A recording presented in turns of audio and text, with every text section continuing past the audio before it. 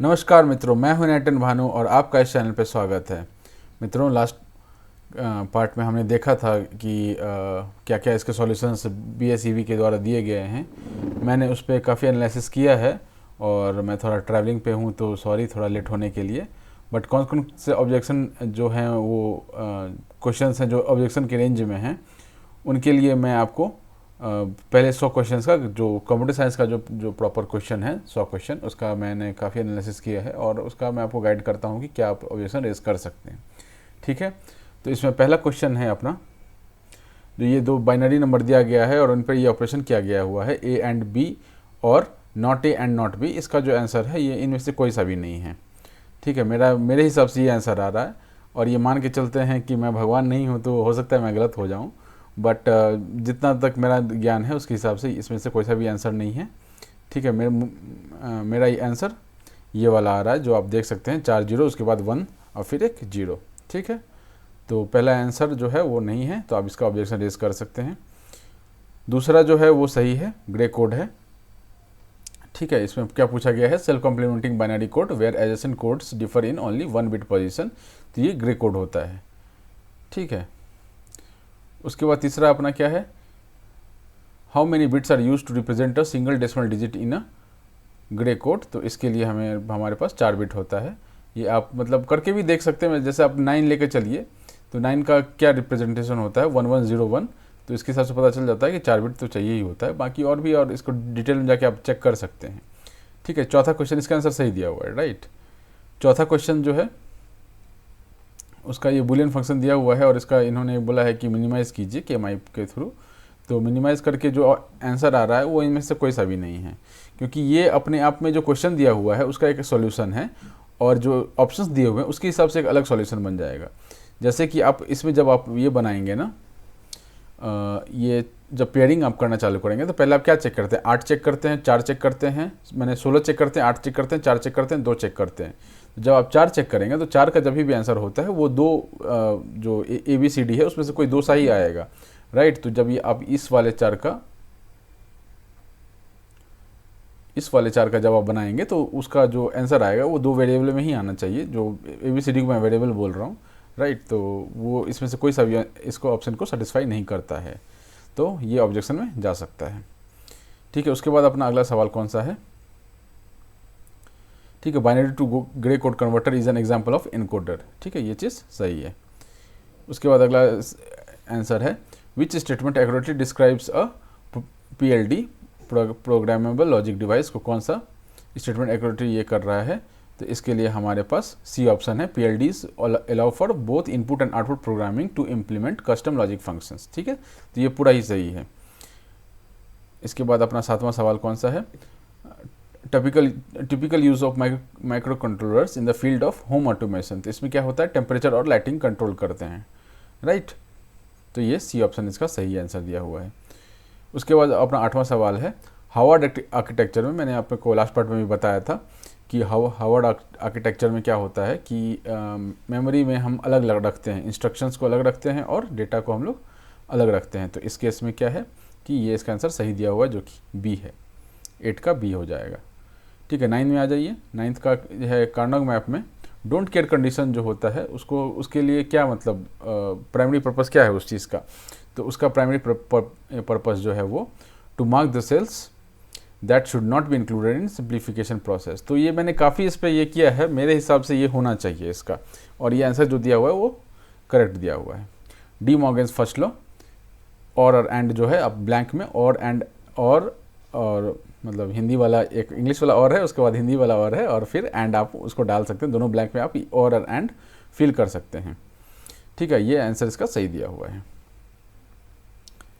ठीक है, हेक्साडेसिमल से कन्वर्ट करने के लिए बोला गया है, F4 को हम लोग क्या लिख सकते हैं, F4 को हम लोग लिख सकते हैं, F4 को हम लोग 15 लिख देंगे F को, और 4 तो ऐसे ही आ जाएगा, 15 का ये बाइनरी हो जाता है, 4 का ये बाइनरी हो जाता है, तो आंसर इसका सही हो जाता है। कौन सा है इसका आंसर, इसका आंसर 100, ये B हो जाता है इसका आंसर। ठीक है, ठीक है, चलिए 12th क्वेश्चन पे चलते हैं। 12th क्वेश्चन में क्या बोला गया है, इसमें बोला गया है कि when converting a binary number to gray code, what is the result of XORing the most significant bit of the binary number with the next bit? ठीक है, तो इसका ये आंसर नहीं होगा। ठीक है, ये आंसर एक केस में ट्रू जरूर है, अगर आप 2 बिट का लेकर के काम कर रहे हैं तो आपका जो ये LSB आएगा वो XORing करके आएगा, लेकिन ये इन जनरल ट्रू नहीं है। इन जनरल ट्रू क्या होता है कि जो पहला बिट होता है वो एज इट इज़ कॉपी हो जाता है ग्रे कोड में, और उसका जो दूसरा बिट होता है वो आपका XOR करके बनता है। बाइनरी का पहला बिट और दूसरा बिट को XOR करके बनता है, राइट। तो इस केस में LSB ग्रे कोड का नहीं बनता है, इसमें से कोई सा भी ऑप्शन इसको सेटिस्फाई नहीं कर रहा है और ये ऑब्जेक्शन में जा सकता है। बस एक केस जरूर बनता है, 2 बिट का जो केस होता है उसमें ज़रूर बनता है कि ये ट्रू है, बट ऐसा तो कोई बोला नहीं है कि दो बिट का हमको जवाब बताइए, तो यहाँ पर ये सवाल गलत हो जाता है, मतलब आंसर गलत हो जाता है, सॉरी। इसके बाद है an idle micro computer, what is the purpose of clock और ऑक्सीलेटर सर्किट? तो इसका काम क्या होता है? Generating timing signal to synchronize operations. ठीक है, कौन सा है अपना ऑप्शन? सी ऑप्शन इसका सही हो जाएगा 13th का। ठीक है, 14th का क्या है? What is the worst case time complexity of binary search for an array of size n? ठीक है, तो इसका हो जाता है ऑर्डर लॉग n हो जाता है। ठीक, ये सिंपल ये फंडा याद रखने वाले हैं। ठीक है, अगर आप सॉल्व करना चाहेंगे तो आप कर सकते हैं इसको सॉल्व, बट ये सीधी याद करने वाला ही फंडा है, इसमें ज़्यादा कुछ दिमाग नहीं लगाना है। ऑर्डर वाले पार्ट तो आप याद करके ही जाइए एग्जाम में, जो भी बाइनरी सर्च ट्री का हो या ये एरेज का हो या लिंक लिस्ट का हो या ट्री का हो या बाइनरी सर्च ट्री हो या फिर बी ट्री हो, कोई सा भी ट्री हो, आपको ऑर्डर्स जो है वो याद करके ही जाने होंगे। ठीक है, नेक्स्ट क्वेश्चन अपना 15 नंबर सवाल है, the minimum number of edges in a spanning tree of a connected graph with n vertices is. ठीक है, तो n वर्टिसेस अगर है तो क्या हो जाएगा? एजेस कितने हो जाएंगे? एक कम हो जाएगा उससे, 3 अगर होगा तो 2 होता है ना, तो इसलिए n-1 इसका आंसर हो जाता है, जो कि आंसर अपना बी है। ठीक, इसका आंसर सही दिया हुआ है। जो भी टिक लगा हुआ है, मैंने सारा टिक मारा हुआ है, जो टिक लगा हुआ है वो मान के चलिए कि वो सही है मेरे हिसाब से। ठीक है, डिस्क्लेमर मैं हर में लगा दे रहा हूँ कि मेरे हिसाब से सही है। बाकी अगर आपको अगर कुछ और मिलता है तो आपको सही लगता है कि भाई नहीं मैं गलत बता रहा हूँ, तो आप प्लीज़ उसको वेरीफाई करके ऑब्जेक्शन रेज कर सकते हैं। ठीक है, which property of dynamic programming is particularly useful for solving optimal binary search tree problems? ठीक है, तो इसका क्या आंसर हो जाएगा? Optimal substructure, that is answer A. ठीक है, इसका आंसर ए हो जाता है। 17th क्या है? Floyd-Warshall algorithm is a popular method for solving the all-pair shortest path problems. What is the time complexity of this algorithm? Right? n vertices के लिए time complexity क्या होता है? तो order n की पावर 3 हो जाता है, राइट? क्या हो जाता है? n की पावर 3। डी ऑप्शन इसका सही हो जाता है। 18 पे चलते हैं। What is the time complexity of divide and conquer algorithm? अब ये सीधा ऑर्डर पूछ रहे तो ऑर्डर आप याद करके जाइए, अब वहाँ पर बैठ के थोड़ी ना कैलकुलेट करने जाएंगे। तो इसका क्या है? Finding the maximum minimum elements in array of size n। तो साइज n है तो इसका क्या हो जाएगा? ऑर्डर n ही हो जाता है इसका आंसर, राइट। 18 जो है वो आंसर ए इसका सही है। ठीक है, 19 पे चलते हैं। मल्टी स्टेज ग्राफ्स में what is the property of optimality? तो ऑप्टिमैलिटी का क्या प्रॉपर्टी होता है? ठीक है, ऑप्टिमैलिटी का प्रॉपर्टी होता है कि आप कम से कम एजेस लें, ठीक है, या फिर अगर एज का वैल्यू दिया हुआ है, अगर सारे एजेस का वैल्यू अगर सेम दिया हुआ है तब तो आप कम से कम जो होगा एज वही ले लेंगे, क्योंकि उसमें ही आपको सबसे कम कॉस्ट आएगा। ठीक है, लेकिन अगर कॉस्ट दिया हुआ है तो हो सकता है कि एक कोई रास्ता हो जिसमें आपको 20 का कॉस्ट दिया हुआ हो और 3 रास्ता मिला करके ही वहाँ पहुँच रहे हैं, लेकिन स्टिल वहाँ पर 15, 2, 3, 5 करके लग रहा है, तो 5, 3, 8, 2, 10 ऐसा कॉस्ट लग रहा है। तो इस केस में क्या हो जाता है, मैं इसको थोड़ा ये आपको बता देता हूँ। ठीक है, ज़्यादा हम लोग डिटेल में नहीं जाएंगे इसमें।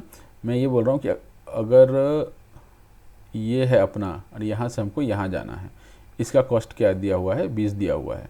ठीक है, लेकिन और 2 नोड लेकर के ही अगर हम जाते हैं, ठीक है, 3, 5, 8 ऐसा करके 8 है ये, राइट। थोड़ा गड़बड़ लिखा रहा है, एक्चुअली मेरा सेटअप थोड़ा छूट गया घर पे, तो मैं टच स्क्रीन यूज़ कर रहा हूँ, राइट। तो 8, 5, 13, 13, 3, 16, इसका क्या हो जाता है? इधर से आ जाता है हमारे पास 16 और उसका कॉस्ट 20 है। तो जो हमारा कम कॉस्ट वाला जो पार्ट होता है ना, उसको ही हम लोग मान लेते हैं कि हमारा ऑप्टिमल सॉल्यूशन है, कि ऑब्वियसली हमको थोड़ा कॉस्ट मिनिमाइज करना प्रेफर करते हैं। ठीक है, 20वें पे चलिए, 20th सवाल को देखते हैं। इनमें से कौन सा जो क्या है एब्स्ट्रैक्ट डेटा टाइप नहीं है, कॉमन एग्जांपल नहीं है किसका, एब्स्ट्रैक्ट डेटा टाइप का। तो integer is a data type but लेकिन वो एब्स्ट्रैक्ट डेटा टाइप में नहीं आता है। ठीक है, नेक्स्ट सवाल है which traversal technique is use to visit each node of a link list exactly once. ठीक है, एक ही बार आपको जाना है तो आपको लीनियर ट्रेवर्सल करना चाहिए। आंसर इसका डी बिल्कुल सही दिया हुआ है। ठीक है, चलिए नेक्स्ट सवाल पे आते हैं। लीनियर वाला हो गया।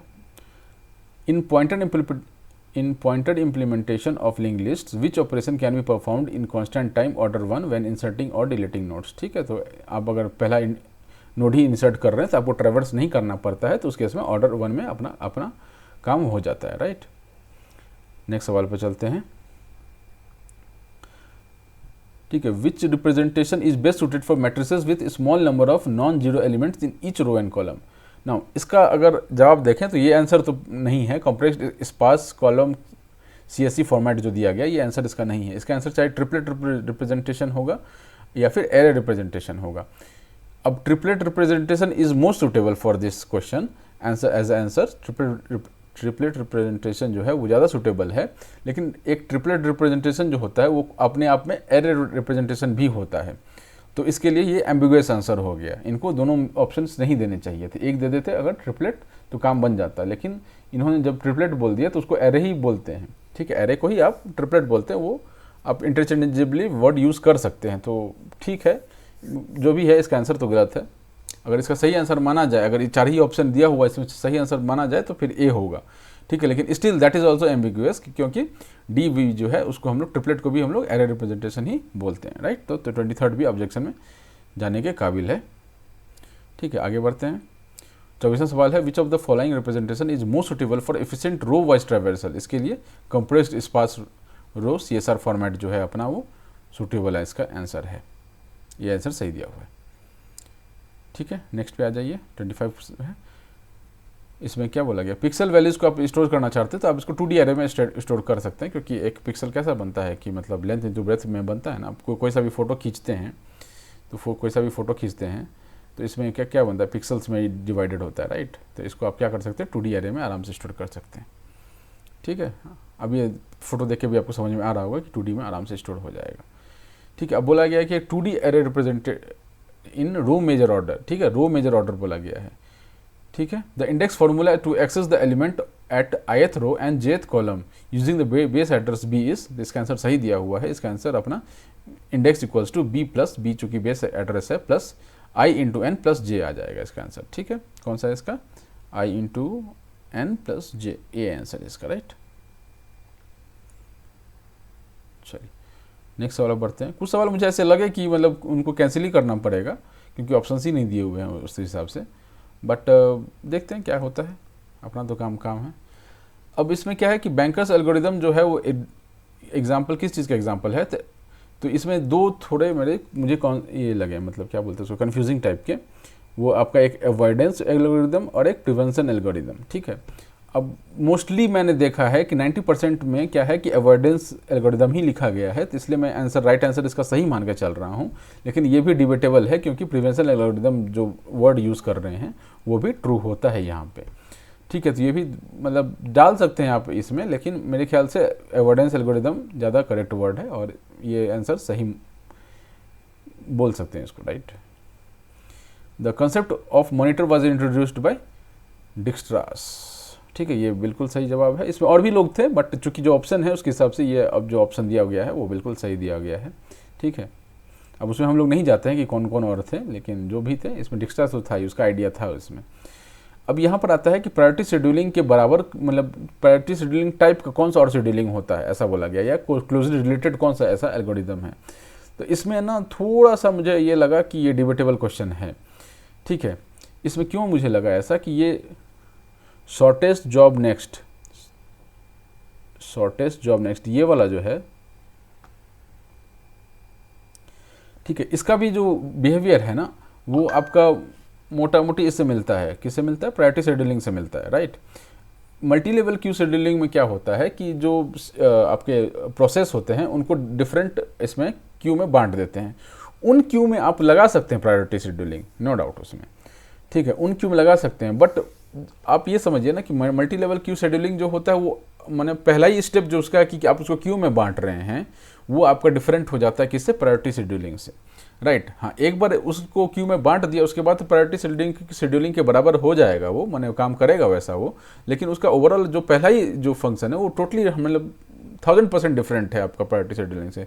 तो मेरे हिसाब से इसका SJN होना चाहिए, राइट, क्योंकि इसमें क्या होता है कि शॉर्टेस्ट जॉब जो होता है, ठीक है, जॉब नंबर जिसका भी होता है उसको हम लोग पहले एग्जीक्यूट करते हैं। तो जो कि प्रायोरिटी शेड्यूलिंग में वही करते हैं कि एक लाइन से मान लीजिए एक ये बना हुआ है, लिस्ट बना हुआ है, ठीक है, आपका ये प्रोसेस का लिस्ट बना हुआ है, right.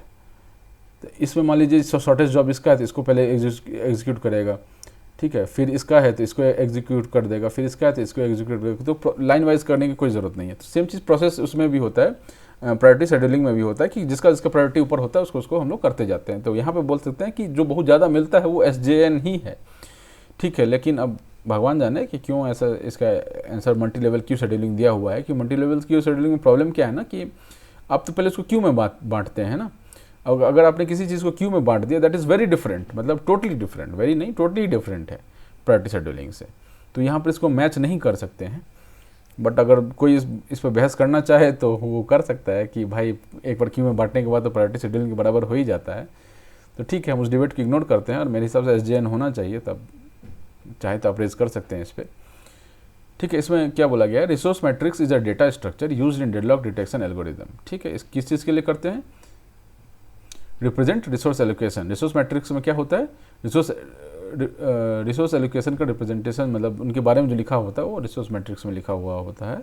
That is answer A, ठीक है। कौन सा है, A, ठीक है, इसका आंसर सही दिया हुआ है। अगले में आ जाइए, रेस कंडीशन, इसका भी आंसर सही दिया हुआ है कि competition between process to access shared resources, ठीक है। एक ही सीट के लिए हज़ारों बच्चे फाइट कर रहे हैं, दैट इज करेक्ट, ठीक। नेक्स्ट पे आ जाइए, need for command interpreter. Command interpreter क्यों चाहिए होता है, बेसिकली क्या होता है कि मशीन जो है वो आपका लैंग्वेज नहीं समझता, इसलिए कमांड इंटरप्रेटर चाहिए होता है। आपने जो कमांड दिया उसको वो इंटरप्रेट तो कोई करेगा मशीन को, तभी तो उसको समझ में आएगा, ठीक है। अब जाई जिनपिंग आ जाए और मोदी से चीज़ें चूँ बोलने लग जाए तो उसको थोड़ी समझ में आएगा, तो कोई तो इंटरप्रेटर चाहिए होगा ना, राइट। तो ये आपका यहाँ पर सही है आंसर इसका, ठीक है। मल्टी यूज़र इन OS के कंटेक्स्ट में क्या है कि an OS that supports multiple users working on the same machine. ये भी थोड़ा कंफ्यूजिंग लगा मुझे ऑप्शन के हिसाब से, बट ठीक है, ये आंसर सही दिया हुआ है, ठीक है। कौन सा आंसर हो जाएगा इसका, मशीन वाला B आंसर हो जाएगा इसका, सॉरी B आंसर हो जाएगा, ठीक है। 34 पे आ जाइए। ये तो काफ़ी सिंपल सवाल था, DML का सवाल है, डेटा मैनिपुलेशन लैंग्वेज का सवाल है। ये इंसर्ट अल्टर डिलीट, जो भी रोज़ का जो भी होता है वो आपका DML में जाता है। जो भी कॉलम का जो या टेबल का जो ये होता है ऑपरेशन होता है वो इसमें किस में जाता है, DDL में जाता है, राइट, डेटा डिफरेंशियल लैंग्वेज में। तो इसका आंसर सही दिया हुआ है, दैट इज़ D आंसर इसका सही हो जाएगा। नेक्स्ट आ जाइए 35वें सवाल पे, डेटाबेस कौन कौन से इसमें, सारे इसमें डेटाबेस हैं, सारा इसमें आंसर D इसका सही आंसर है, ठीक है।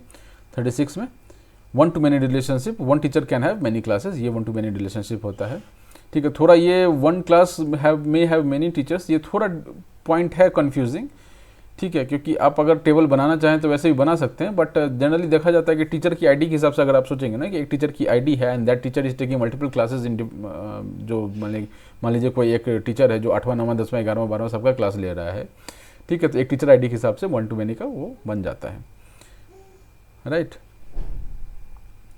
इसके बाद नेक्स्ट सवाल है, इसमें इसका आंसर सही दिया हुआ है। आंसर कौन सा है इसका, one teacher can have many classes, ये वाला आंसर सही हो जाएगा, ठीक है। In general a file is basically collection of all related records होता है। ये भी थोड़ा मुझे कंफ्यूजिंग लगा डेटाबेस के वर्ड के साथ, बट ठीक है, मतलब रिकॉर्ड्स इज मतलब होता है ना कुछ लैंग्वेज के हिसाब से वर्ड्स होते हैं, अगर डेटाबेस भी बोले तो गलत नहीं है, ठीक है। बहस करने के लिए आप कर सकते हैं कि भाई रिकॉर्ड क्या, डेटाबेस ही तो होता है, बट ठीक है, वो जो एक लैंग्वेज होता है, जब आप कुछ चीज़ को पढ़ते हैं तो उसका एक अपना एक लैंग्वेज होता है, ज्योग्राफी पढ़ते हैं ज्योग्राफी का एक लैंग्वेज होता है, हिस्ट्री का अपना एक लैंग्वेज होता है, तो उस लैंग्वेज के हिसाब से रिकॉर्ड जो वर्ड है सही बैठता है और इसका आंसर ये सही है, ठीक है। अगला सवाल कौन सा है अपना, अगला सवाल है number of attributes in relation क्या बोलते हैं, ठीक है, उसको हम लोग डिग्री बोलते हैं। एट्रीब्यूट्स इज कॉलम, ठीक है, ट्यूपल्स आर रोज, ठीक है। नंबर ऑफ एट्रीब्यूट्स जब आप बोलते हैं तो नंबर ऑफ कॉलम्स जो कि हम पूछना चाह रहे हैं तो दैट इज डिग्री, एंड जब नंबर ऑफ रोज बोलते हैं दैट इज कार्डिनैलिटी। ठीक है, तो इसका आंसर गलत दिया हुआ है, ये तो सीधा सीधी गलत है, इसमें कोई डिबेटेबल नहीं है, ये डिग्री इसका आंसर हो जाएगा 38 का। ठीक है, 39 का क्या हो जाएगा, रिपोर्ट जनरेटर क्या होता है, print file on the paper होता है। तो ये भी थोड़ा मतलब अजीबोगरीब सवाल था, बट ठीक है, आंसर इसका सही दिया हुआ है। ठीक है, large computer information system maintains many different computer files which amongst them is called perpetual file. Basically सवाल लंबा चौड़ा जो पूछा है, परपेचुअल फाइल किसको बोलते हैं, दैट इज मास्टर फाइल को हम लोग परपेचुअल फाइल बोल देते हैं। ठीक है, सबनेटिंग अलाउज फॉर, नाउ ये भी क्वेश्चन एक डिबेटेबल क्वेश्चन है।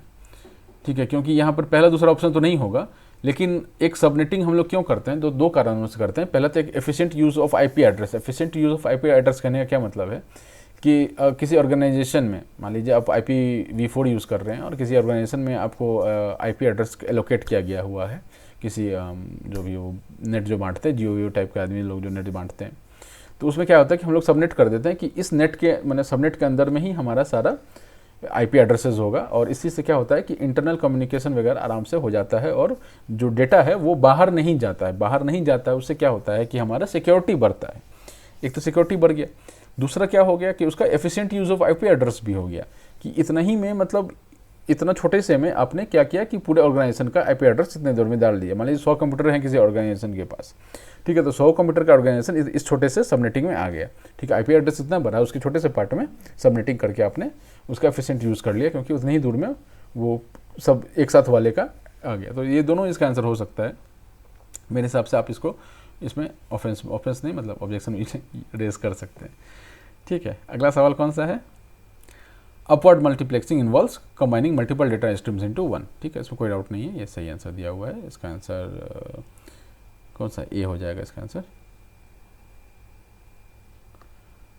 ठीक है, process to process communication involves communication between, ठीक है, प्रोसेस ऑन डिफरेंट डिवाइसेस। ठीक है, तो अब ये प्रोसेस टू प्रोसेस कम्युनिकेशन है, तो ये दो प्रोसेस के बीच का ही कम्युनिकेशन, नाम से ही पता चल रहा है ना, दो प्रोसेस के बीच का ही कम्युनिकेशन होगा। अब ये दो प्रोसेस के बीच का कम्युनिकेशन है, तो जो उसके हिसाब से आंसर देखेंगे आप, तो ये आप तुक्का भी मारते तो शायद ये सही हो जाता, बट ठीक है, इसका आंसर सही दिया हुआ है। HTTP protocol is used for, किस चीज़ के लिए यूज़ करते हैं, वेब ब्राउजिंग। आपने देखा होगा किसी कोई सा भी आप URL टाइप कीजिए और उसमें HTTP या HTTPS ये दो लिखा हुआ आपको मिल जाता है आगे में। ठीक है, इसका फुल फॉर्म पूछा गया अगले सवाल में। ठीक है, तो ये भी सही है इसका आंसर, हाइपरटेक्स्ट ट्रांसफर प्रोटोकॉल। तो दोनों का आंसर अगर देखें तो इसका C हो जाएगा और इसका हाइपरटेक्स्ट ट्रांसफर प्रोटोकॉल ये सही हो जाएगा इसका। ठीक है, 45 हो गया। 46 पर आते हैं, इसका तो सीधा सीधी था। IPv6 का जो है 128 बिट का होता है और IPv4 का क्या होता है, 32 बिट का होता है। ठीक है, अब इसमें क्या पूछा, लेंथ पूछा गया है। ठीक है, IPv4 डाटाग्राम का लेंथ कितना होता है, तो इसका आंसर ये सही दिया गया है, इसका आंसर डी है ना। डेटाग्राम का लेंथ बेसिकली पूछा है, अगर ये बिट्स से पूछा होता तो 32 बिट्स सही हो जाता, बट डेटाग्राम का लेंथ पूछा गया है। ठीक है, नेक्स्ट सवाल पे चलते हैं। विच software life cycle model is based on iterative prototyping. ठीक है, तो इसका आंसर स्पाइरल हो जाएगा, स्पाइरल मॉडल। ये बहुत आसानी से मुझे नहीं मिल रहा था, क्योंकि ये सवाल मतलब थोड़ा बढ़िया बनाया गया हुआ है, बट अल्टीमेटली मैंने जब उसका स्टडी करना शुरू किया तो इसी में टाइम इसी में कंज्यूम हो रहा था मेरा, कि मैं पढ़ते जा रहा था, कोई कंक्लूसिव मिले तभी तो मैं बोलूँ कि भाई ये सही आंसर है ना। तो इसका स्पाइरल मुझे सही लगा है। ठीक है, इसके बाद आ जाता है एलओसी क्या होता है, सॉफ्टवेयर प्रोजेक्ट मैनेजमेंट में लाइन ऑफ कोड्स हो जाता है। लाइन ऑफ कोड्स कौन सा है अपना, लाइन ऑफ कोड्स C है। ठीक है, नेक्स्ट इसमें बोला गया cost estimation technique that involves expert judgement and consensus is called. अब इस वर्ड का मतलब क्या होता है, इस वर्ड का जो मतलब है कंसेंसस। ठीक है, सभी लोग एग्री कर रहे हैं इसमें, दैट इज कंसेंसस। ठीक है, ऐसा होता है ना कि जब कोई बहस कर रहा हो तो आपने सुना होगा कि सुप्रीम कोर्ट के 5 जज की बेंच ने 4-1 मत से इसको इस जजमेंट को दिया या 3-2 के मत से इस जजमेंट को दिया, राइट। तो यहाँ पे कंसेंसस नहीं है। कंसेंसस कब होगा, जब 5 जज एक ही चीज़ पे एग्री कर जाए, दैट इज कंसेंसस। ठीक है, तो यहाँ पे डेल्फी मेथड इसके लिए बेस्ट सूट करता है। ठीक है, ISO 9000 और SEI CMM ये फ्रेमवर्क किसके लिए होता है, software quality assurance and process improvement के लिए होता है। ठीक है, आंसर इसका C सही हो जाता है। ठीक है, next which type of maintenance involves adding new features to existing software. Existing software में अगर आप कोई फीचर ऐड कर रहे हैं तो उसको क्या कर रहे हैं, परफेक्ट बनाने की कोशिश कर रहे हैं, दैट इज परफेक्टिव मेंटेनेंस। ठीक है, मतलब सॉफ्टवेयर इंजीनियरिंग से भी अच्छा खासा सवाल पूछा गया है इसमें, ये तो एक्सपेक्टेड नहीं था इतना सॉफ्टवेयर पूछेंगे। मैंने कौन सा सॉफ्टवेयर बनाना है, बच्चों को ही तो पढ़ाना है, ठीक है, jokes apart. The framework that provides guidelines for achieving consistent and high quality software is, ठीक है, ISO 9000, ये तो अपन देख चुके हैं ना कि मतलब हाई क्वालिटी सॉफ्टवेयर चाहिए तो ये जिसने वो सही किया उसने ये भी सही किया होगा, राइट। अगले सवाल पे आ जाते हैं। इसमें बोला गया है कि which maintenance process involves documenting the software structure and functionality. अब ये सवाल का मुझे सीधा सीधी जवाब नहीं मिला, लेकिन इस सवाल को मैंने क्या किया, एलिमिनेट करना चालू किया। जब मैंने एलिमिनेट करना चालू किया तो ये कट गया, ये कट गया, ये भी कट गया। जब ये 3 कट गया तब मुझे लगा कि रिवर्स इंजीनियरिंग ही होना चाहिए और ऑप्शन ही बचता है, ठीक है। रिवर्स इंजीनियरिंग में बेसिकली हम लोग ये फाइंड करते हैं कि सॉफ्टवेयर का स्ट्रक्चर और फंक्शनलिटी कैसा है। उसमें मुझे कोई ये डॉक्यूमेंटिंग टाइप का वर्ड नहीं मिला। डॉक्यूमेंटिंग क्या होता है, किसी भी सॉफ्टवेयर का स्ट्रक्चर का फंक्शन और फंक्शनलिटी को लिखने को बोलते हैं डॉक्यूमेंटिंग। डॉक्यूमेंट करना मतलब लिखना होता है, लेकिन ये डॉक्यूमेंटिंग वर्ड नहीं मिला। बट सॉफ्टवेयर स्ट्रक्चर और फंक्शनलिटी से रिलेटेड जो पहचानने का चीज़ है वो मुझे मिला था, तो इसलिए मैं कंक्लूजन पहुँच गया कि हाँ, रिवर्स इंजीनियरिंग में डॉक्यूमेंटिंग हो सकता है, हो रहा होगा, ठीक है। मतलब ऑब्जेक्शन लाइक नहीं है, करना चाहे तो आप कर दीजिए, 50 रुपये एक्स्ट्रा लग जाएंगे। What is the term for defining multiple methods in a class with the same name but different parameters? तो फंक्शन ओवरलोडिंग आपने पढ़ा होगा, थोड़ी बहुत भी कोडिंग अगर के बारे में कुछ पढ़ा होगा तो फंक्शन ओवरलोडिंग एक होता है जब पैरामीटर अलग अलग रखते हैं, नाम हम लोग क्या करते हैं, सेम रख देते हैं, ठीक है। नेक्स्ट सवाल, what is the main advantage of using abstract class over interface. तो इसका भी मतलब सवाल जो है जवाब सीधा सीधी नहीं दिख रहा था कहीं पर, बट जब मैंने एलिमिनेशन करना चालू किया तो मुझे दिखा कि abstract classes can have multiple inheritance. ये जो स्टेटमेंट है, ये पार्ट खास करके ये गलत हो जाता है, ठीक है। इसके बाद इंटरफेसेस कैन हैव कंस्ट्रक्शंस, तो ये भी गलत हो जाता है। Interfaces can have private access modifier, इसके नहीं, इसके पब्लिक का आंसर होता है। तब इसको जब सब कुछ हटाने के बाद जो है ये मुझे सही दिख रहा था, ठीक है। अब ये क्या है, एलिमिनेशन है। अगर ये भी ऑप्शन गलत हो जाए, ठीक है, मुझे मतलब डायरेक्टली कुछ ऐसा मिला नहीं कि यही लाइन लिखा हो कहीं मिल जाए, किसी भी रेफरेंस में मिल जाए या कुछ मिल जाए, ये मुझे मिला नहीं। बट जो मैंने पढ़ा उसके हिसाब से ये लाइन बैठ रहा था वहाँ पे, तो ये आंसर सही है इसका। What is the main purpose of using name space in programming, तो organise code in logical groups, ये बिल्कुल सही है। What is the term for creating a new class that inherits properties and behaviours from an existing class, तो इसको हम लोग derivation बोलते हैं, ठीक है। इनहेरिटेंस भी बोलते हैं, मतलब मेन तो वर्ड इनहेरिटेंस ही है, बट अगर दिया हुआ नहीं है तो डेरिवेशन इज मतलब थोड़ा बहुत बोल सकते हैं आप, इक्विवेलेंट टू इनहेरिटेंस वर्ड है, तो ये आंसर सही हो जाएगा इसका, ठीक है। 59 पे आ जाइए। What is the primary purpose of interface in OOP, interface का प्राइमरी पर्पस क्या होता है, तो define a set of methods that must be implemented by implementing classes, ठीक है, तो ये आंसर सही है इसका। नेक्स्ट आ जाइए, ये आंसर गलत है। What is a term for variable that references an instance of A class. Now इसमें 2 पार्ट है, ठीक है। इंस्टेंस ऑफ अ क्लास क्या होता है, object is an instance of a class, ठीक है। मैंने लास्ट पार्ट में जो मैंने वीडियो बनाया था उसमें मैंने पढ़ा नहीं था सवाल को सही से, मुझे जो दिखता गया मैं तो बस आंसर ही बता रहा था उसमें, तो मैंने बोल दिया था कि हाँ सही लिखा हुआ होगा, बट नहीं, ये गलत लिखा हुआ है, क्योंकि इंस्टेंस ऑफ अ ऑब्जेक्ट क्या होता है, इंस्टेंस ऑफ अ क्लास होता है, ठीक है। और यहाँ पर क्या पूछ रहा है, उस वेरिएबल को क्या बोलते हैं जो रेफरेंस करता है किसको, इंस्टेंस ऑफ अ क्लास को, मतलब ऑब्जेक्ट कोई रेफरेंस वेरिएबल कर रहा हो तो उसको हम लोग क्या बोलेंगे, उसको हम लोग रेफरेंसिंग वेरिएबल बोलते हैं। यहाँ पे इसलिए मैंने ये वर्ड टर्म लिखा हुआ है, रेफरेंसिंग वेरिएबल लिखा हुआ है, ठीक है, उसको हम लोग रेफरेंसिंग वेरिएबल बोलते हैं, तो ये आंसर प्रॉपरली रॉन्ग है, तो ऑब्जेक्शन इस पर रेज किया जा सकता है, आंसर ही नहीं है इसमें मतलब, तो इसको सभी को मार्क्स मिलने चाहिए इसके। What is the term for condition that occurs during program execution disturbs the normal flow of the instruction? Normal flow of the instruction को अगर कोई डिस्टर्ब कर सकता है तो वो एक ही है, ठीक है, एक्सेप्शन ही है एक जो सबको ये डिस्टर्ब कर सकता है, ठीक। नेक्स्ट पे आ जाइए। Document type definition in XML का क्या रोल होता है, तो उसमें क्या होता है, it defines the structure and data type of XML documents, तो इसका आंसर सही हो जाएगा, इट डिफाइंस स्ट्रक्चर, ये आंसर इसका सही हो जाएगा, ठीक है। PHP, अब ये तो नॉर्मली सवाल था, ये तो आप सर्च भी करेंगे तो आपको दिख जाएगा, ठीक है, इसमें कोई डाउट नहीं है। यहाँ पर जो दिया हुआ है कि एक सिंगल लाइन PHP क्या होता है, तो ये जो देख रहे हैं ना आप, आपने शायद ये भी देखा होगा, this is for multiple line comment. जब आप 4-5 लाइन में कमेंट कर रहे होते हैं ना, तब होता है ये। लेकिन अगर आप सिंगल लाइन में लिख रहे हैं, दूसरे लाइन में नहीं जा रहा है, तो उसका क्या होता है कि ए मतलब डबल स्लैश से ही काम चल जाता है उसका, ठीक है। उसका किससे काम चल जाता है? डबल स्लैश से ही काम चल जाता है। बट इसमें एट द रेट भी लिखा हुआ है, तो ये ऑब्जेक्शन के लिए जा सकता है कि सर एट द रेट नहीं होता है, ठीक है। डबल स्लैश डालते हैं और आप सीधा कमेंट पोस्ट कर सकते हैं, ठीक है। एट द रेट पता नहीं क्यों लिखा हुआ है, मुझे कहीं मिला नहीं है ऐसा, और मैंने भी अपने जीवन में जो प्रैक्टिस किया है, मतलब कोडिंग किया है, उसमें कहीं दिखा नहीं था मुझे।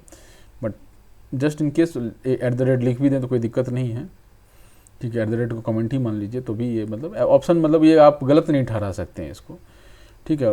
ऑब्जेक्शन जरूर रेज कर सकते हैं, लेकिन गलत नहीं ठहरा सकते, क्योंकि स्लैश लगा दिया उसके बाद आपने कुछ भी लिखा और एट द रेट भी कमेंट में ही लिख लिया आपने, तो क्या फर्क पड़ता है उससे, ठीक है। तो ऑप्शन इसका मैं सही मान के चल रहा हूँ, इसलिए मैंने इस पर टिक मारा हुआ है, ठीक है। रिट्रीव डेटा के लिए सिलेक्ट यूज़ करते हैं, ये तो ठीक था। क्रूड के लिए क्या होता है? CRUD के लिए क्रिएट, रीड, अपडेट, डिलीट, ये तो मैंने पहले ही बताया था कि 2-4 वर्ड होते हैं जो नहीं होते हैं, जैसे कैश हो गया, कुछ नहीं होता है, रिप्लेस कुछ नहीं होता है, कलेक्ट कुछ नहीं होता है, ठीक है। तो यहीं से ये सब आप इसको एलिमिनेट करेंगे तो आपको आंसर मिल जाता है। 67 में क्या बोला गया हुआ है कि आपको किसी को टेबल रिमूव करना है, तो टेबल को आप क्या करते हैं? 9वें मंजिले से गिरा देते हैं, दैट इज़ ड्रॉप टेबल, ठीक है। आपने ड्रॉप टेबल कर दिया 9वें मंजिल से, तो आपका डेटाबेस है टेबल नीचे चला जाता है, मतलब डिलीट हो जाता है, ठीक है। Language accepted by PDA, push down automata, context free language होता है, सही जवाब है इसका, और इसका ऑप्शन आपका B हो जाता है। Next, what is the which of the following is type 1 language और टाइप 1 ग्रामर?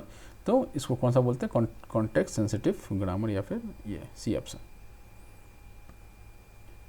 ठीक है। Context free grammar G is in Chomsky normal form if every production is of the form A:BC और A:BC नहीं होगा, A:BC और A2 variable, एक छोटा a जो है वो वेरिएबल है बेसिकली, तो ये आंसर इसका बिल्कुल सही है। कौन सा है? B, इसका आंसर सही है, ठीक। नेक्स्ट पे आ जाइए। The context free grammar S goes to SS करके ये दिया हुआ है, आप इसको सॉल्व करने जाएंगे तो आप करके देखेंगे तो आपको ये दिखेगा कि इक्वल नंबर, ये A आंसर इसका सही हो जाता है, ठीक है। 72 पे आ जाइए। According to Chomsky hierarchy which of the following is recognized by recursively enumerable language, ठीक है। तो टाइप 0 से इसको हम लोग बोलते हैं, ठीक है। मतलब आदमी तुक्का भी मारे तो दूसरा तीसरा चौथा ऑप्शन को तुक्का मारता है, पहला ऑप्शन को तुक्का मारना मतलब थोड़ा डर लगा रहता है ना, पहला ऑप्शन तो हो ही नहीं सकता, राइट।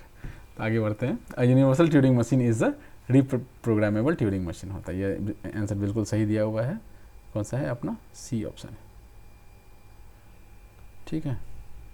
चलिए 74, Turing machine can be represented using, ठीक है, ऑल ऑफ द, ये होता है, ठीक है। मैंने इसका ये देखा, एक ऐसा ही सवाल था जिसमें इंस्टेंटेनियस डिस्क्रिप्शन नहीं था उसमें, ठीक है। बट 2 अगर सही हो गए तो ऑल ऑफ दिस मानने में कोई दिक्कत नहीं, इस पर ये मुझे कहीं मिला नहीं है ऐसा, ठीक है। बट ठीक है, 2 ये है तो मेरे ख्याल से ऑल ऑफ द दिस हो जाना चाहिए। आगे बढ़ते हैं। अब RFID module is maximum read range of RFID module. Now ये थोड़ा एम्बिगुअस सवाल है। RFID मॉड्यूल जो होता है वो बहुत तरीके का होता है, 4-5 तरीके का होता है, ठीक है। एक अल्ट्रा होता है, फिर उससे भी छोटा होता है, ऐसा करके होता है, ठीक है। तो कौन सा RFID मॉड्यूल, ये इसमें मेंशन नहीं किया गया है, लेकिन इसके आंसर के हिसाब से देखें तो 5 भी सही बैठता है, ठीक है। एक सवाल मुझे ऐसा मिला था तो उसमें 5 सेंटीमीटर आंसर दिया हुआ था, इसलिए मैंने इसको सही मान लिया।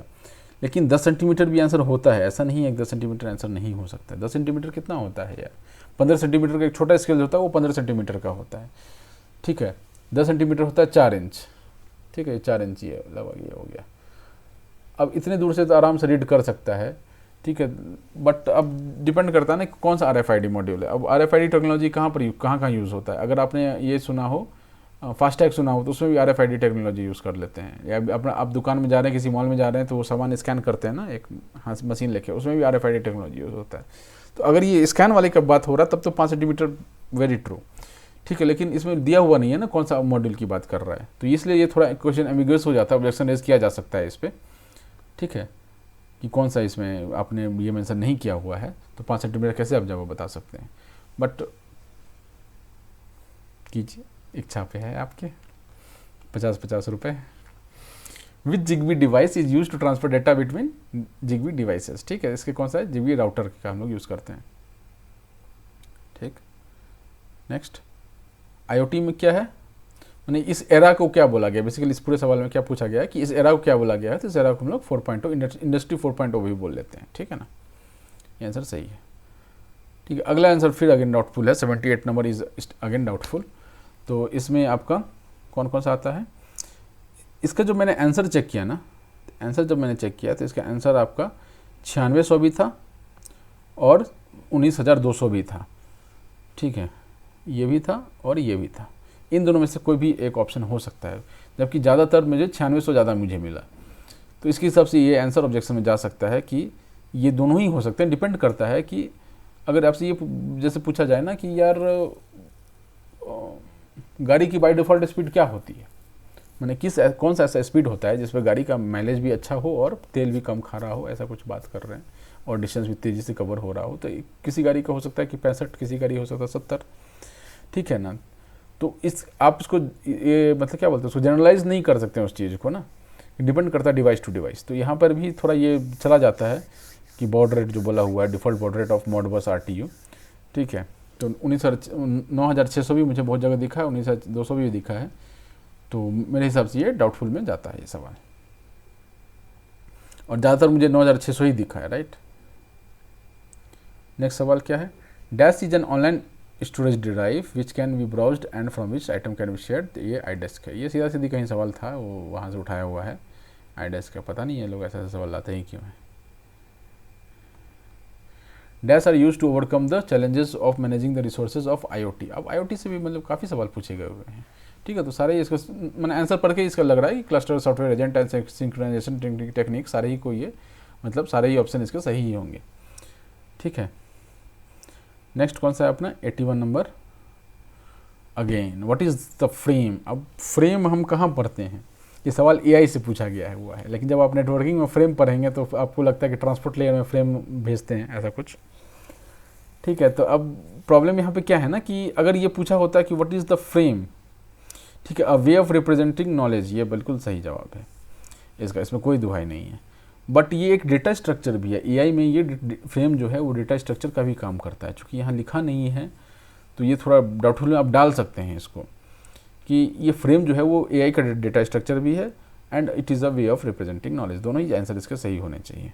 बट जब सीधा सीधी ये लिखा हुआ है डेटा स्ट्रक्चर, इसलिए मैंने इसको सही क्यों माना है, इस ऑप्शन को मैंने जो ये वे ऑफ रिप्रेजेंटिंग नॉलेज इसको मैंने सही क्यों माना हुआ है, क्योंकि बी ऑप्शन में AI वर्ड नहीं लिखा हुआ है, अगर AI वर्ड लिखा होता कि AI डेटा स्ट्रक्चर तब तो ये सीधा सीधी बी हो जाता, ठीक है, नो डाउट, लेकिन इसलिए मैंने इसको डाउटफुल में डाल दिया है, जस्ट इसका आंसर सही मान के भी मैंने डाउटफुल में डाला है, क्योंकि वहाँ पर डेटा स्ट्रक्चर वर्ड तो लिखा हुआ है, फ्रेम में भी कौन सा AI लिखा हुआ है, फ्रेम में भी AI नहीं लिखा हुआ, तो डेटा स्ट्रक्चर में AI नहीं लिखा हुआ तो कोई बहुत बड़ी बात नहीं है ना, बट लिखना चाहिए था इनको कि फ्रेम AI में क्या होता है, तो डेटा स्ट्रक्चर लिखा हुआ है, तो जो भी। नेक्स्ट पे आ जाइए 82,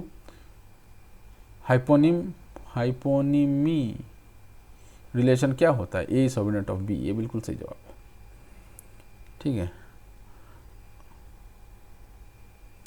नेक्स्ट सवाल पे आते हैं 83, which among the following is are the best example of semantic networks, तो वर्ड नेट होता है इसका आंसर, ये सीधा सीधी कहीं से उठा के पूछा गया हुआ है, राइट, तो मतलब नहीं था ऐसा सवाल होगा, बट फैक्चुअल सवाल है, सही हो गया तो हो गया।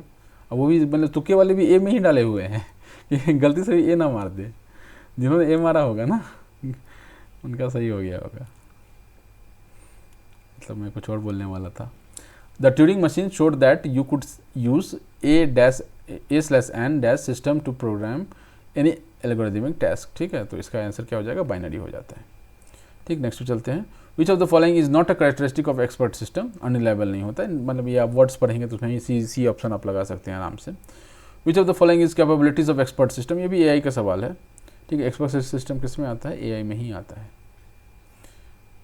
ठीक है, ये भी सवाल AI का है, काफ़ी सवाल AI से थे। Which of the following is capabilities of the expert system, ठीक है, suggesting alternate option to options to a problem है, ठीक है, suggesting alternative options to a problem, ठीक है। सब्सटीट्यूटिंग ह्यूमन डिसीजन मेकर्स भी लग रहा था मुझे, मतलब AI क्या होता है कि आर्टिफिशियल इंटेलिजेंस, आपने जब चीज़ों को लर्न किया, कोई भी मशीन अगर जो आपने उसको ये दिया हुआ है, मैंने प्रोग्राम किया हुआ है, उसके बाद वो क्या करता है, मशीन लर्न करना शुरू करता है, ठीक है। कैसे लर्न करना शुरू करना मतलब क्या होता है, लाइक आपके एसी में, मान लीजिए आपकी एसी में सेंसर लगा हुआ है, ठीक है, एसी में आपका सेंसर लगा हुआ है, जैसे ही आपने टेम्परेचर 24 पे सेट किया, जैसे ही टेम्परेचर जो है 25-26 पहुंच गया रूम का, तो एसी का जो कंप्रेसर है वापस ऑन हो जाता है, ठीक है। तो यहाँ पर तो एक मतलब कोई इसमें रिमेंबर करने की बात नहीं थी, ठीक है, लेकिन ये हो रहा है। तो आप आर्टिफिशियल इंटेलिजेंस में क्या होता है कि वो क्या करता है ना कि मशीन जो आपने कोड करके बनाया हुआ है वो सीखना शुरू कर देता है, ठीक है। आपने वो देखा होगा ना कि एक मूवी है रावण, रजनीकांत का कोई मूवी था, उसमें आर्टिफिशियल इंटेलिजेंट एक उसने रोबोट बनाया था, उसमें उसने इमोशन डाल दिया तो फिर उसको ऐसा ऐसे प्यार हो गया है ना। तो वो क्या होता है कि वो चीज़ों को जो जो उसके सामने आते जाता है उससे वो सीखते जाता है, सीखते जाता है। तो there will come a time जब आपका ह्यूमन डिसीजन मेकर के बदले उसको आप चेंज करेंगे। तो ये लाइन सही लग रहा है, मुझे लगता है, अभी भी लगता है मुझे, बट जब मैंने उसका ये थ्योरी खोला तो उसमें सीधा सीधी ये लाइन लिखा हुआ था, suggesting alternative options to a problem, ठीक है। तो इसको इसलिए मैंने आंसर को सही मान लिया है, ठीक है। बट डी ऑप्शन में अभी भी मैं मानता हूँ कि डिसीजन मेकर हो सकता है, ठीक है, बट मेरे मानने से क्या होता है दोस्त। चलिए आगे चलते हैं। JESS का full form Java expert system shell, ठीक है, ये भी AI के साथ सवाल है।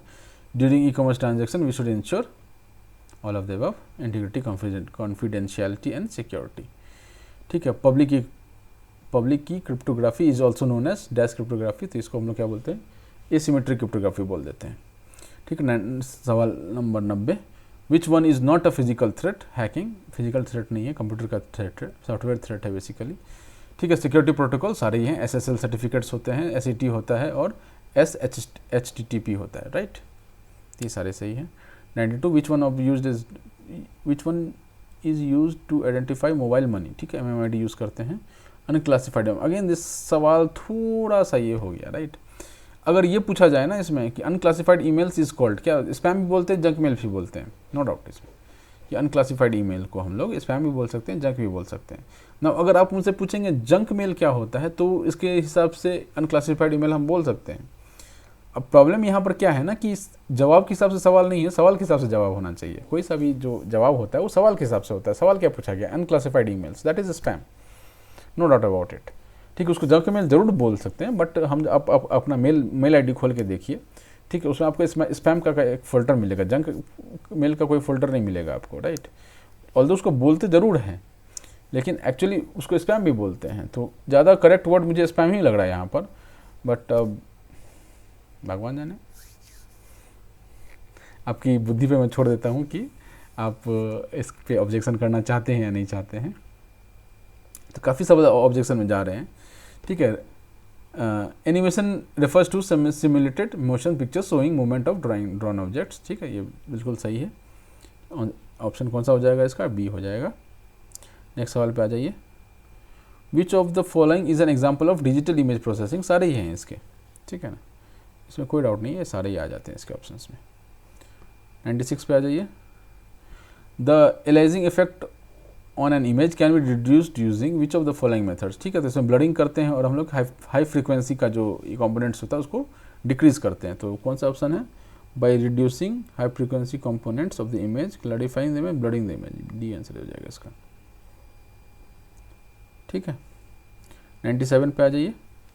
Which of the following is next step in image processing after compression, मतलब इतना कौन पढ़ के जाता है जैसे ये लोग सवाल पूछे हैं। तो मॉर्फोलॉजिकल प्रोसेसिंग हो जाता है, ठीक है। जैसे इसमें पूछा ना नेक्स्ट स्टेज ऑफ प्रोसेसिंग, ऐसा ये वर्ड दे दिया था, आप तो कहीं मारना था, प्रोसेसिंग देके मार दीजिए, ठीक है। JPG का फुल फॉर्म पूछा है तो नॉर्मल ही था, सबको ही आता होगा, ठीक है। विच मतलब ठीक है, मैंने इसका आंसर बता देता हूँ क्योंकि वही करने आया हूँ ना। जॉइंट फोटोग्राफिक एक्सपर्ट्स ग्रुप ये, ठीक है। 99 का which grey level in transformation increases the dynamic range of grey level in the image, ठीक है। तो कॉन्ट्रास्ट आप अगर बढ़ाते हैं तो ग्रे जो है वो बढ़ने लग जाता है, ठीक। तो इसका आंसर बी हो जाएगा। Last, multimedia is widely used to add special effects to the movies, ठीक है। ये वर्ड सीधा सीधे उठाया गया हुआ है थ्योरी से, तो इसका ये आंसर हो जाएगा, ठीक। तो ये 100 सवाल हो गए जो कंप्यूटर के पार्ट के थे। और आप भी मतलब जिस पे मैंने ऑब्जेक्शन, जो मैंने सही बताया वो मोस्टली सही ही होगा, ठीक है। जिस पर मैंने ऑब्जेक्शन बताया तो उस पर आप खुद से एक बार श्योर हो जाइए, और एक बार आप जब श्योर हो जाते हैं तो आप प्लीज़ ऑब्जेक्शन रेज कीजिए, थोड़े पैसे खर्च कीजिए, ठीक है।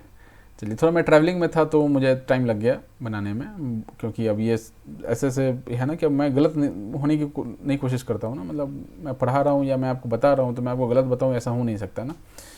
तो थोड़ा टाइम लग जाता है कभी कभी देखने में। और दूसरा बात, आप देख रहे होंगे मेरे पीछे आसपास का बैकग्राउंड जो है वो थोड़ा चेंज दिखेगा आपको, तो मैं थोड़ा कहीं रुका हुआ हूँ, कुछ एक मीटिंग में आया हुआ था, राइट। तो प्लीज़ आप आगे बढ़िए, ठीक है।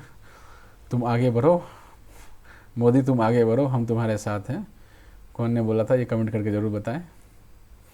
चलिए, अभी के लिए इतना ही रहने देते हैं। हाँ, अगले 50 सवाल हैं, अभी 30 सवाल आपके टीचिंग पेडागोजी वाले हैं, और 20 सवाल आपके मैथ्स और जो ये होता है ना अपना जनरल अवेयरनेस वाले सवाल हैं। तो वो मैं कल तक मैं डाल दूंगा, कल तक नहीं, मतलब कल सुबह ही डाल दूंगा, ठीक है। ये वाले सवाल मेरे ही सब्जेक्ट का था, क्योंकि मैं बीटेक सीएसई हूँ, तो ये मेरे सवाल था, तो मैंने पहले इसको प्रेफर किया, राइट। तो प्लीज़ आप आगे बढ़िए, हम तुम्हारे साथ हैं। चलिए, टाटा, बाय बाय।